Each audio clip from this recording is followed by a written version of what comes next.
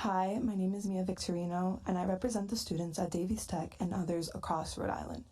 I'm in support of Bill H7400. As a student, I am able to see into the school and experience firsthand what students go through when they can't afford lunch.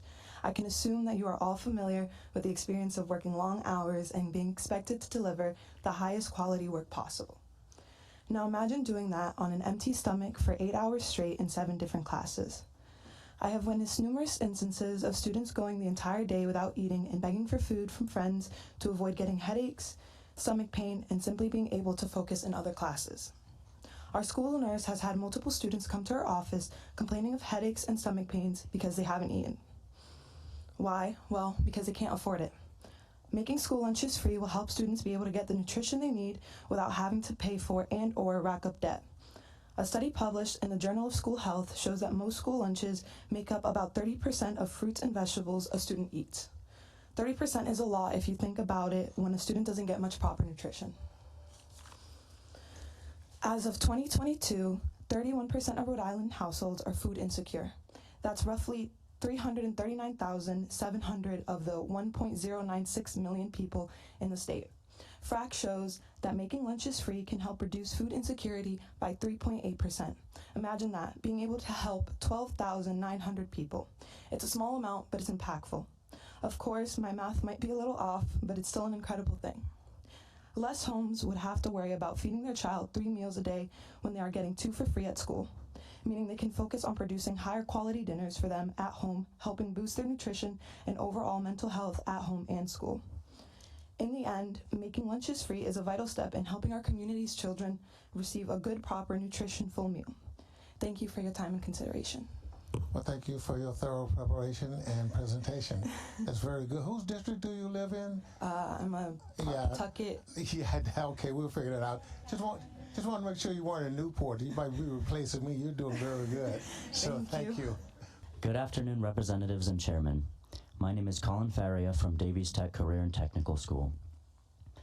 Here to represent an ever-growing number of students affected by this issue, I want you to hear it from my point of view.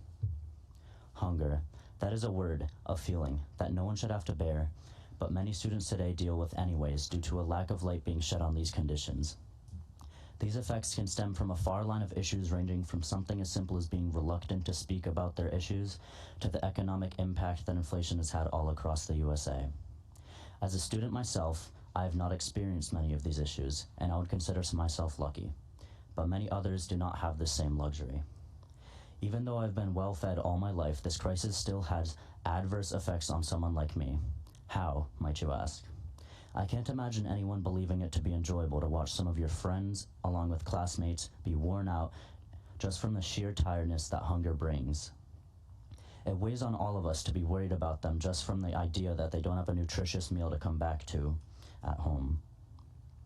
One of the biggest arguments against fixing this crisis has been something along the lines of, this is an issue that very few students have, but they refuse to realize that this unfortunate condition is a disease that spreads and affects a large number of people, sometimes in ways that the public may not notice or be ready to accept. Even without mentioning the academic effect it had on students across America, hindering memory, mood, and motor skills overall, what reason do we have to force students to endure something as difficult as trying to learn on an empty stomach? I feel it is time for us to do something about this. Let's face it, we might not be able to seek the perfect option for everybody, but that does not mean we can't at least help it. Not reducing the quality to compensate, but to keep the ideal for both quality and quantity. Why have one when we can have both? I ask you to do your best to find a middle ground and do something that should have been done long ago. End student hunger. Thank you very much for your testimony. I appreciate that. We're all learning tonight.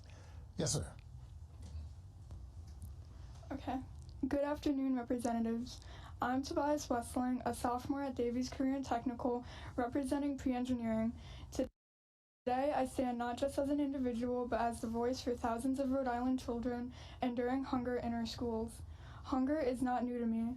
I've spent too many lunchtimes alone, not by choice, but because the system failed to provide the nourishment we need. The isolation isn't just due to the lack of free lunch. It's amplified by the stigma against those who go without it. I face questions about why I don't eat lunch, forced to explain that my single mother's income, though above the line to obtain free lunch, barely keeps us afloat. Education is an expectation in America and a privilege elsewhere. But how can we embrace these opportunities when basic nourishment is withheld? The few lunches I bring from home shouldn't be a marker of my mother's income. They should symbolize my right to learn without being restrained by hunger. The United Nations wants to recognize food as a legal right, with overwhelming global support. 186 out of 193 countries were in agreement. 5 did not vote, and 2 completely said no. My home, the United States, was one that said no. It was an outlier, denying American students a right that is practically acknowledged worldwide. Rhode Island's truancy laws mandate our attendance, but attending school hungry contradicts the meaning of education. We are obligated to be here, but we are not provided for. Imagine schools sourcing food from local farms, ensuring every student has not just a meal, but a nutritious one. This addresses the issue and boosts their local economy. Continuing learning and growth depends on healthy eating. Healthy school meals for all is a policy that guarantees all public school students, regardless of household income, have access to breakfast and lunch at no cost throughout the school day. I push you to consider the impact of implementing free lunch programs for everyone in our schools. It's not just about nutrition, it's about protecting the means of education and the well-being of our students. Be a part of change, stand for what is right, and just ensure no student goes hungry within our school walls. Thank you very, very much for your presentation. Are you guys on a debate club at school or anything? You're doing very well. Any questions of the students who are there now? If not, thank you very much. We do.